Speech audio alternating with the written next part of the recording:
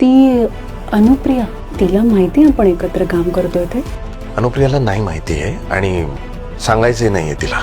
तिला आपल्यावर डाऊट येईल असं वाटतंय तुला? अविनाश ठेवणार अनुप्रियाला अंधारात. अनुप्रिया समोर उघड होणार अविनाशचा खरा चेहरा. मी संसार माझा रेखिते या मालिकेच्या आगामी भागामध्ये एकीकडे अविनाश आणि शनाया या दोघांना भेटता यावं यासाठी अविनाशने शनायाला ऑफिस जॉईन करायला सांगितलं होतं. यावर शनाया अविनाशच्या म्हणण्यानुसार ऑफिस देखील जॉईन करते आणि आता दोघेही ऑफिसमध्ये एकमेकांसोबत वेळ घालवत आहेत.